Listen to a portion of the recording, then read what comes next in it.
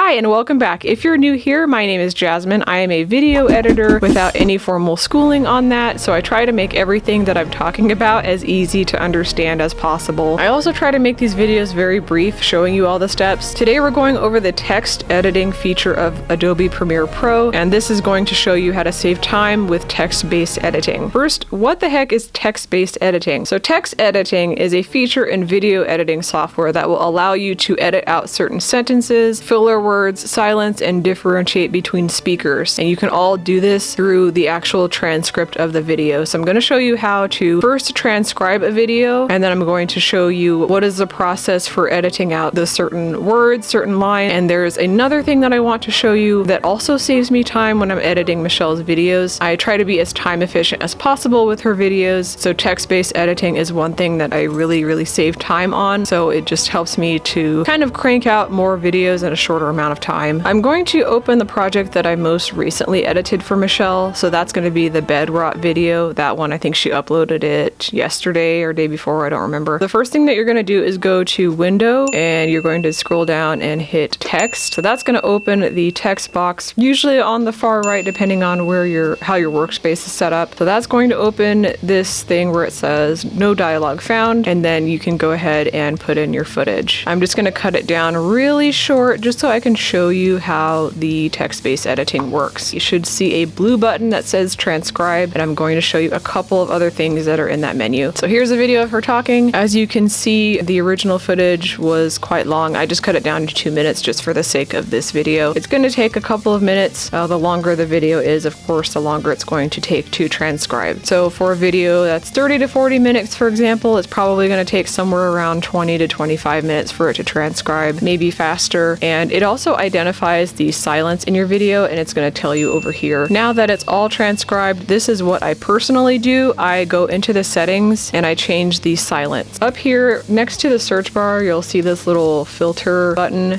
and if you go down, you'll see where it says search settings. So hit that, and then you're going to hit the first arrow, the first blue arrow that says transcript view. That's going to open another menu for you. So down here where it says pauses, I would make sure that that is checked. This is going to show you the length of the pauses in the videos. If you want pausing in your video that's no longer than 0.3 seconds like it shows here, you'll just drag the little marker to what you want. If you don't want really any pauses, virtually no pauses, scroll all the way down to 0.1 seconds. Sometimes I do that, which takes even more silence out of the video, which makes the footage even shorter. You can hit save after you've chosen what you wanted. That's going to delete any silence that's longer than 0.1 seconds. Obviously, if you're making a certain face or something where there's no sound like Michelle does, I do recommend that you indicate it somewhere in your footage by talking, so you kind of know where your time marker is, and you might have to extend that clip out a little bit if it accidentally gets cut. That way it's not deleted out. Usually what Michelle does is she's going to say that she's making an expression, and then she'll say 1, 2, 3. So I know that when she's saying 1, 2, 3, even if the clip is cut off, I can go in there and make the clip a little bit longer to show the face that she's making. The other thing that I wanted to show you before we do any deleting where we take out all the pauses, go back up here to text, and Michelle has this thing where she tells me what clips she wants and where. So the way that she labels her clips is like C1, C2. She sends me all of those clips. In the actual editor, I can search by the name of the clip, and I can insert the clip where it's supposed to be before I do anything else. For example, if she has a clip that's called TikTok, I can go up in here in the search bar, type in the word TikTok, and it's going to show me every instance where she mentions the word TikTok in this video. As you can see here, it's only mentioned one time. It's highlighted. It actually shows you in the project where she actually mentions it. Once everything is transcribed, I will go ahead and hit this button over here where the funnel is, and I'll hit the pauses.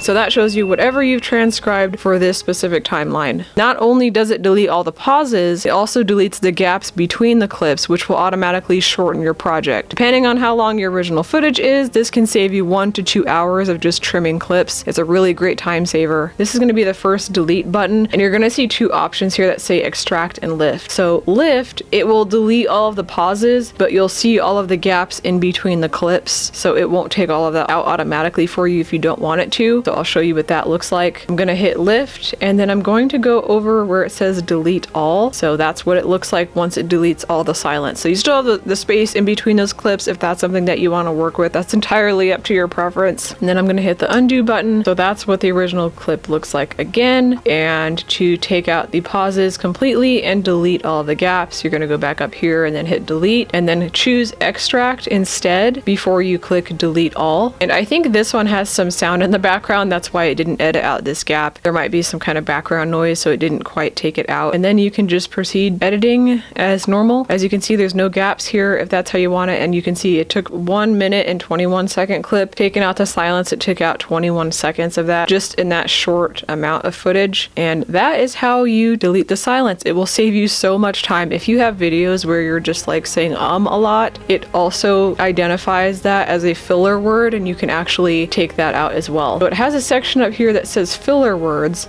This particular piece of footage does not have that, but if you say or if there's like a curse word in there, it will be highlighted in here. The text-based editor does also allow you to make a file of the captions that you can upload so that you can add captions when you're uploading the actual YouTube video. So it will make a file for you to be able to upload to YouTube. So when you upload your actual finished video, you can also upload your file that shows your video captions. I know YouTube does auto captions, but it doesn't always catch everything that you're saying, so sometimes the wording is not very accurate, and this would be a way for you to upload what is actually in the video to more accurately describe it. And from what Michelle told me, she said it has something to do with the metadata, so it can help people to find your videos better when you have the correct captions in there. That is something that I recently learned. As always, feel free to ask me questions in the comments, and I will see you in the next video.